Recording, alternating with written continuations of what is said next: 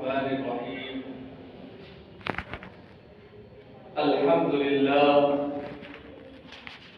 अल्हम्दुलिल्लाहि रब्बिल आलमीन वस्सलातु वस्सलामु अला सय्यिदिल अंबिया'i वल मुरसलीन मुहम्मद इब्न अब्दिल्लाहिल अमीन व अला आलिहि व अस्हाबिहि व अज़वाजिहि व ज़ुर्रिय्यातिहि व अहलि बैतिहि वसल्लम तस्लीमन कसीरन कसीरा। अम्मा बाद, औज़ु बिल्लाहि मिनश शैतानिर रजीम। बिस्मिल्लाहिर रहमानिर रहीम। लक़द कान लकुम फ़ी रसूलिल्लाहि उस्वतुन हसनह। सदक़ल्लाहुल अलीयुल अज़ीम। मोहतरम बुजुर्ग और दोस्तों, दीनी और ईमानी भाइयों, अल्लाह रब्बुल इज्जत का करम है, उसकी नवाज़िश है कि उसने अपनी बारगाह में आने की तौफीक दी। और नमाज जुमा से पहले जो एक बयान होता है उसमें भी हमें तशरीफ रखने की तौफीक अता फरमाए। हज़रात, आज के दो अहम मसले हैं, उनको समझना बहुत जरूरी है और हर एतबार से इसका वजूद मिलता है। पहले मसले में हम आपको इस तरफ तवज्जो दिलाएंगे कि आज से तकरीबन 5 दिन बाद 23 फरवरी है और उस दिन मतदान का दिन है, वोटिंग का दिन है, अपने हक का इस्तेमाल का दिन है। उसके ताल्लुक से आपको जानना चाहिए कि वो कितना जरूरी होता है। 23 फरवरी 2022 को लखनऊ में मतदान है। हर शख्स, हर पार्टी चाहती है कि उसको मतदान दिया जाए, वोट दिया जाए, लेकिन आपका क्या नुक्ते नजर है इसको भी पहचानना चाहिए, ये भी जानना चाहिए और इस्लाम क्या कहता है और पहले किस तरीके से क्या होता था, ये सारी चीजें। दूसरी चीज जो सबसे अहम मानी जाती है, जो आज के मसाइल में रखेंगे इंशाल्लाह, वो कई हफ्तों से इस बात को लेकर बात करने का मन था, लेकिन कुछ ना कुछ बातें दूसरी आ जाती थी कि मस्जिदों में आकर सब बंदी कैसे की जाए।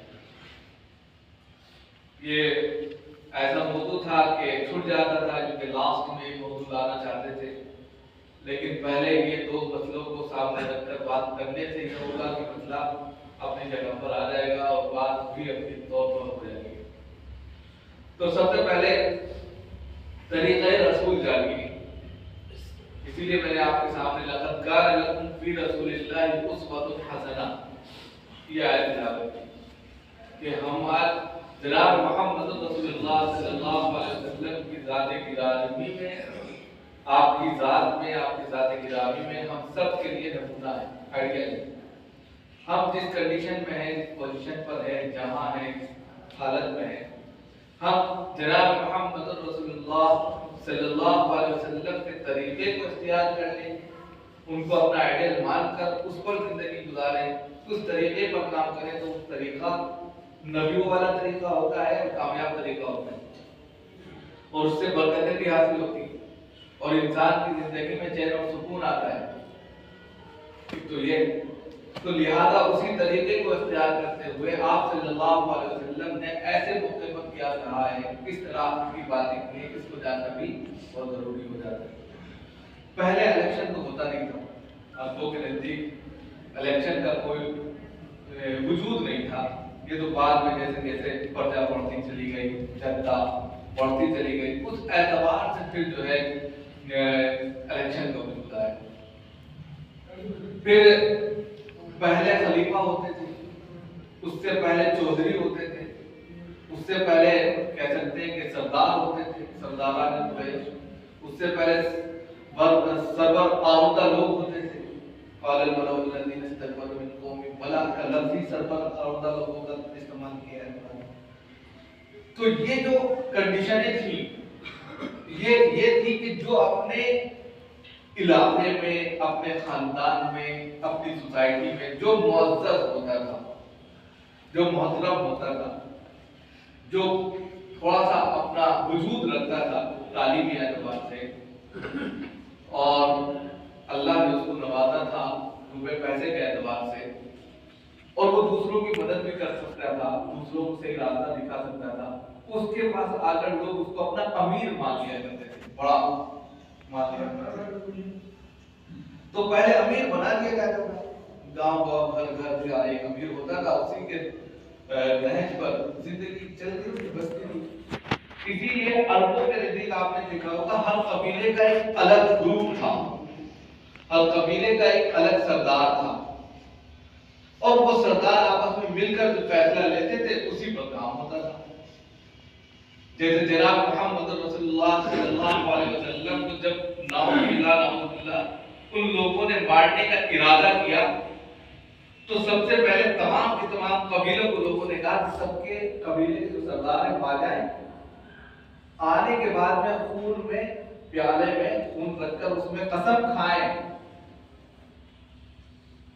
कि हम मोहम्मद सल्लल्लाहु अलैहि वसल्लम को जीने नहीं देंगे। देखिए जनाब मोहम्मद रसूलुल्लाह सल्लल्लाहु अलैहि वसल्लम इस दीन के खातिर आए, लोगों ने उनको खत्म करने के लिए, उनका वजूद मिटाने के लिए, उनकी तालीमात को वहीं के वहीं खत्म करने के लिए, उनको इख्तियारात से खत्म करने के लिए हर काम की खून में हाथ डालकर कसमें खाई। और ये कसमें क्यों खा रहे थे? ये इसलिए खा रहे थे ताकि कल को अगर जुर्म साबित हो जाए तो किसी एक कबीले के ऊपर जुर्म साबित ना हो, बल्कि सब कबीले पर जब जुर्म साबित होगा तो वो मामला तो डिसमिस हो जाएगा, मामूली बन जाएगा। इसलिए सबने जत्था होकर कसमें खाई, वादे लिए। और इसी तरह जब आप सल्लल्लाहु अलैहि वसल्लम का शीब अबी तालिब में बाइकाट किया गया 3 साल तक, आपसे कोई रिश्ता नहीं रखा गया, खानदान नहीं रखा गया, लेन देन नहीं रखा गया, ब्याह शादी नहीं की गई, आपको उठाकर एक तरफ फेंक दिया गया पूरे खानदान। तो उस वक्त भी सब के सब लोग इकट्ठा होते थे। तो ये जो अलग अलग कबीले थे, इनका एक सरदार होता था, वो सरदार आपस में मिलकर जो फैसला लेते थे, यही वहां की चौधराहट थी। इसी को प्रधानी कह सकते थे, इसी को जो है सीएम ऑफ पीएम कहते थे। ये सिस्टम होता था, लेकिन वो बनता कैसे था? बनने का नुक्ते नजर यही था कि जो उनमें मुअज़्ज़ज़ होता था, तालीम याफ्ता होता था, लहीम शेम होता था, पैसे वाला होता था, लोगों की हमदर्दी जानता था, उसको वो अमीर बना लिया। यही चीज जो है अब्दुल्लाह इब्न अबी सलूल जो मदीने का सरदार बनने वाला था, मदीने में दरअसल यहूद और अंसार रहते थे, और फिर यहूद में भी दो कबीले, बनु कैनुका था, बनु नज़ीर था और बनु कुरैज़ा था। ये आपस में औस और खज़रज खासतौर से दो कबीले थे, ये आपस में इतना गुत्थम गुत्था थे कि सैकड़ों साल से लड़ रहे थे, इतना लड़ रहे थे कि अपना वजूद खो दिए, लड़ के मर गए, मर मिटे थे बस, उनकी लड़ाई नहीं खत्म होने की वो सब। अब उन्होंने फिर ये बताइए कि भाई इतना लड़ चुके हैं हम लोग, अब अपना एक सरदार मुतय्यन कर लें, वो जो कहेगा उसकी बात मानेंगे। बस आपस में लड़ते रहते हैं, दिमाग खराब नहीं, वो भी थक हार गए थे 100 साल से ज्यादा की जंगें कर कितने माली नुकसान था, जानों का नुकसान था, हर एतबार से नुकसान ही नुकसान वो पिछले 100 सालों से झेल रहे थे मदीना में। तो फैसला हुआ कि अब्दुल्लाह इब्न अबी सलूल को जो है अपना सरदार बना लिया, ये मुनाफिकों का सरदार। इधर से जनाब मोहम्मद रसूलुल्लाह सल्लल्लाहु अलैहि वसल्लम को मारने की प्लानिंग थी कि मार देंगे रात में। सब लोगों ने बिल्कुल तय कर लिया कि एक साथ मिलकर मारेंगे। आप सल्लल्लाहु अलैहि वसल्लम को यह खबर सातों आसमान से दे दी गई, तो आप निकल लिए हजरत अबू बकर के साथ, और अपने बिस्तर पर हजरत अली को लिटा लिया। तो लोग घर का पहरा भी दे रहे थे कि निकल के तो नहीं गए।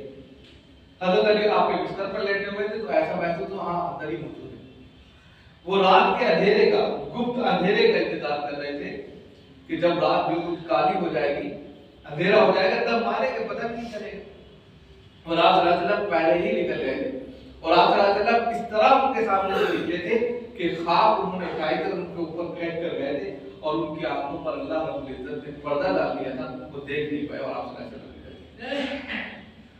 हजरत अली वहां पर लेटे हुए थे और उन्होंने सोचा कि लेटे हुए हैं, जब आहट होगी तो इधर आप सल्लल्लाहु अलैहि वसल्लम निकलकर मदीने से, गोया कि ये आपकी हिजरत है, मदीने की तरफ आपकी हिजरत है, मक्का से आप छोड़ रहे हैं। मक्का को उस वक्त देखा तो बहुत रोए और रोते हुए फिर चल लिए और कहा कि सरजमीन मक्का, रोए जमीन पर सबसे ज्यादा तू ही मुझे महबूब है, लेकिन मेरी कौम मुझे रहने नहीं देती।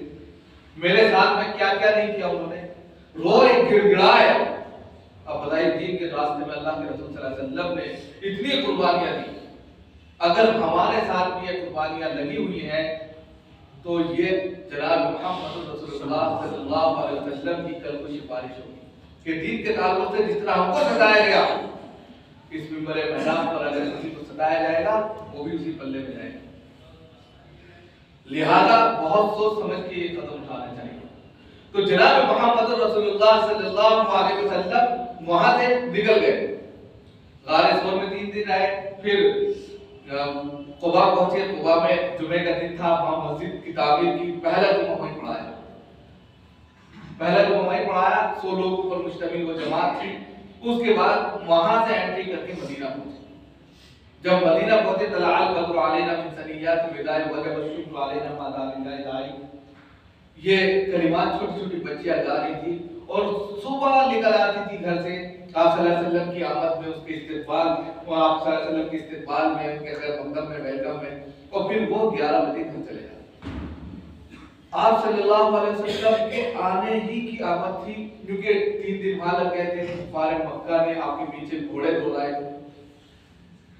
हजरत अबू बकर कहते हैं कि हम गारे सौर में थे और दुश्मन हमारे सर पर थे, हम नीचे थे, वो ऊपर थे। अगर वो अपने पैरों को देख लेते तो हमें देख लेते, खुदाई। लेकिन अल्लाह रब्बुल इज्जत, आप सल्लल्लाहु अलैहि वसल्लम क्या कह रहे थे कि उन दोनों में से तीसरा जिनके साथ अल्लाह उनका कोई क्या बिगाड़ सकता। अल्लाह रब्बुल इज्जत ने उनकी आंखों पर ऐसे पर्दे डाले कि वो अपने पैरों तक नहीं देख पाए। अब बताइए, जिसके साथ अल्लाह होता है उसका कोई वाक़ा भी नहीं कर सकता। फिर आप सल्लल्लाहु अलैहि वसल्लम मदीना पहुंचे, तो मदीना पहुंचने जैसे तो वो बच्चियां सब घर के लोग अपने घर में एंट्री कर, तो एक यहूद ने देखा और कहा कि तुम्हारी मुराद आ गई भाई, यानी जिसका तुम बरसों से इंतजार कर रहे हो वो लोग आ गए। आप सल्लल्लाहु अलैहि वसल्लम ने एंट्री की, आए, आने के बाद में हजरत अबू बकर और आप सल्लल्लाहु अलैहि वसल्लम की उम्र बराबर बराबर थी, कोई फर्क नहीं कर पा रहा था कि आप सल्लल्लाहु अलैहि वसल्लम कौन है, हजरत अबू बकर कौन। तो हजरत अबू बकर इस चीज को महसूस कर लिए और फौरन आपको एक ऊंची जगह बिठाया और अपना रुमाल आपके कांधे पर रख दिया। ये मुआवजा था, ये मुमताजियत थी कि आप सल्लल्लाहु अलैहि वसल्लम हैं। उसके बाद में लोगों ने आप आकर आपका इस्तकबाल किया और कहा कि हमारे घर चलिए, वो पूरा वाक़या है। अब जैसे ही आप सल्लल्लाहु अलैहि वसल्लम मदीने में पहुंचे, मदीने वाले पहले किसके लिए तैयार थे? अब्दुल्लाह इब्न अबी सलूल के लिए तैयार थे कि उनके हाथ पर बैठ करके हम इसको अपना सरदार बना लेंगे। जैसे ही आप सल्लल्लाहु अलैहि वसल्लम आए तो तमाम के तमाम लोग आप सल्लल्लाहु अलैहि वसल्लम के पास आए, आपके अखलाक को देखा, आपके किरदार को देखा, आपकी तालीमात को देखा, आपकी शराफत को देखा, हर चीज को देखा, तो आपको अपना सरदार बनाएंगे। बस ये दुश्मन होगी। अब्दुल्लाह इब्न अबी सलूल क्या हो गया? आपका सबसे खतरनाक दुश्मन हो गया। अरे मेरी सरदारी छीन ली इन्होंने। अरे अल्लाह देता है भाई, अल्लाह नवाजता है, वो तो इज़्ज़ु मन तशा व तुज़िल्लु मन तशा। अल्लाह जिसको चाहता है नवाजता। हम लोग जो इंसान हैं, ये देखो उस वक्त का मसला है। आज भी हमारे दिलों में, हमारी फितरत में ये चीज दाखिल है। हमसे अगर किसी से कोई गलती हो जाती है, बस उसके लिए दिल में रख लेते हैं। ऐसा नहीं होना चाहिए, दिल साफ रखना चाहिए भाई, दिल साफ रखना चाहिए, दिल में बुग़्ज़ नहीं होना चाहिए। कल एतबार से बातें तो होती रहती है। अब उन्होंने बुग़्ज़ रख लिया आप सल्लल्लाहु अलैहि वसल्लम के लिए कि यही शख्स है मेरी सरदारी खा गई, मैं तो सरदार बनने वाला था, चौधराहट मुझे मिलने वाली थी, मक्के का सरदार मैं था तो वो मदीने का सरदार मुझे मानने जाने वाला था। जनाब मोहम्मद रसूलुल्लाह सल्लल्लाहु अलैहि वसल्लम आए तो तमाम के तमाम लोग आप सल्लल्लाहु अलैहि वसल्लम की तरफ मुड़ गए और उनको अपना सरदार बनाया। अब यहाँ पर ये मैं आपको इसलिए कह रहा हूँ कि 23 फरवरी आ रही है, इसको समझिए कि हम किस तरीके से इंतखाब करें। एक झोंका चला रहता है, भाई इसको देना, उसको देना, उसको देना, ऐसा नहीं होना चाहिए। ऐसा तो पहले तो बहुत लोग तैयार थे, अब्दुल्लाह इब्न सलूल भी तैयार था कि बस मैं ठप्पा लगा दूंगा, सरदारी मेरी आने वाली है। लेकिन लास्ट वक्त में आप सल्लल्लाहु अलैहि वसल्लम की एंट्री होती है और एक बेहतरीन इंसान, एक सरवरे कौनैन अहमद मुस्तफा मोहम्मद मुस्तफा सल्लल्लाहु अलैहि वसल्लम, जो दुनिया के लिए हमदर्द थे, जो इंसानियत का बेहतरीन पासनहार थे, जिन्होंने इंसानियत को समझा था, उनके दर्द को समझा था, जब वो आए तो लोगों ने उनको हाथ किया। ऐसे शब्द का वजूद बाइसे बरकत होता है और प्रजा के लिए बेहतरीन सुकून का जरिया होता है। लोगों ने जब दिया और उसके बाद जो राहत आराम और फतूहात जो सिलसिला शुरू हुआ है वो सिर्फ 11 साल कर सके। 13 साल तक मक्का में रहे, लोगों ने परेशान किया, इतना परेशान किया कि आपके कदम मुबारक तक ताइफ में जाए तो पत्थर तक मार दो। लेकिन मदीना है, 11 साल की मुद्दत में पूरी दुनिया के अंदर इस्लाम को फैला, इतनी फतूहात मिल गई, इतना माल अल्लाह ने दे दिया कि कहते हैं कि साहबा इकराम बात कहते थे कि भाई हमें ऐसा महसूस होता है कि जन्नत का सारा बदला दुनिया में दे दिया गया, जन्नत में क्या मिलेगा।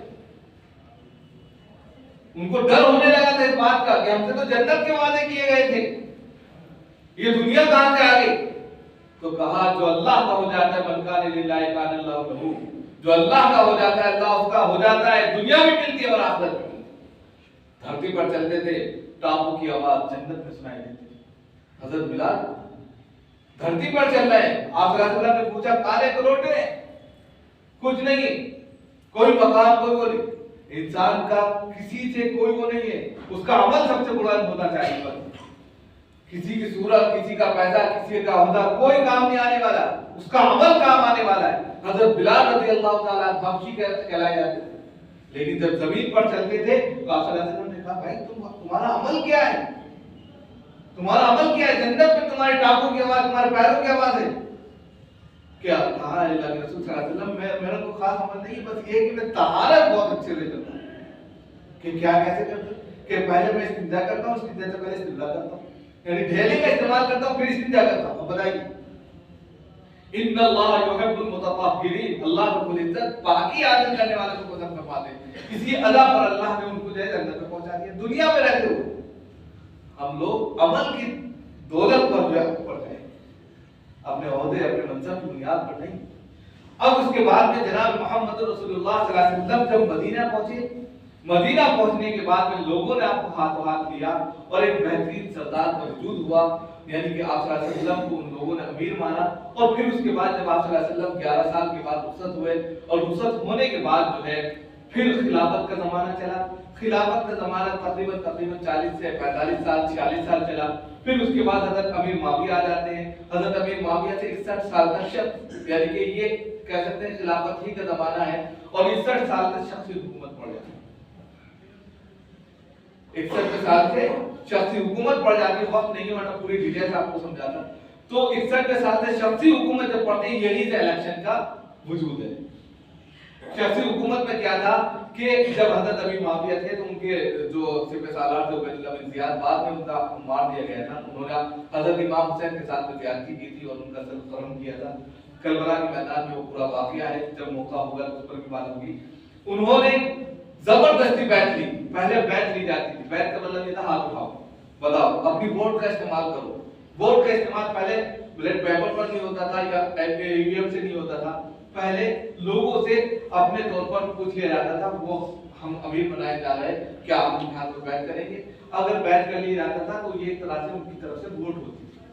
ये शख्सी हुकूमत पड़ गई। फिर जैसे जैसे इंसान ने तरक्की की वैसे वैसे जो है डेवलप होते हुए ब्लड पेपर आया और उसके बाद में ईवीएम आ गई और फिर से अब आप देखिए। अब हमें यहाँ पर ये सोचना है कि सबसे पहले हर शख्स को अपने हक दही का इस्तेमाल करना है, जो वोट का इस्तेमाल करना है। अपने घर में जो भी सदस्य हैं, वोट डालना आपका अधिकार है, आपका हक है, वो डालना चाहिए।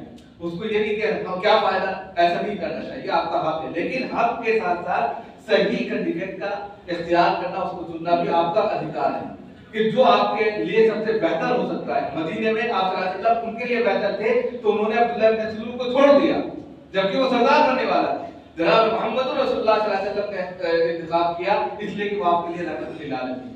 इसी तरीके से जो आपके लिए ज्यादा बेहतर हो सकता है बेनिफिट, उसका इंतखाब करें। हम ये नहीं कहते फला को दे फला को दे, ऐसा कुछ नहीं। जो आपके बेहतर में, जिसको आप बेहतर समझते उसका यानी कि उसको आप वोट दें और उस एतबार से अपना हक इस्तेमाल करें। ये आपका अधिकार है। वोट जरूर डालें। वोट डालने से क्या होगा कि आपकी नागरिकता यहाँ पर सही रहेगी और दूसरे जो है आपको 2 नंबर का शहरी नहीं कहा जाएगा, जो सीसीए के मसले में आया था, वो बात का मसला है। तीसरी चीज बिल्कुल लास्ट है और बिल्कुल खत्म हो रहा है वो दूसरा मसला था कि आप लोग आते हैं, इधर उधर की जगह खाली रहती है।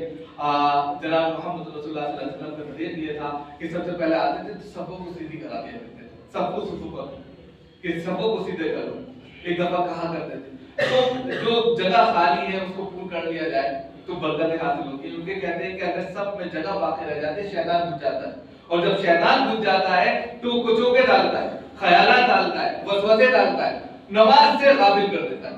अब अगर शख्स नमाज पढ़ना है उसकी गफलत नमाज से हो गई तो बहुत अफसोस की बात है। इसलिए जो जगह खाली रहती है सबसे पहले उसको पूर्ण कर लिया जाए, पूर्ण करने के बाद में फिर पीछे की तरफ जाया जाए तो ये ज्यादा बेहतर अमल है। इससे अल्लाह के रसूल सल्लल्लाहु अलैहि वसल्लम की सुन्नत भी जिंदा होगी और हर एतबार से बरकत का नुज़ूल होगा। अल्लाह ताला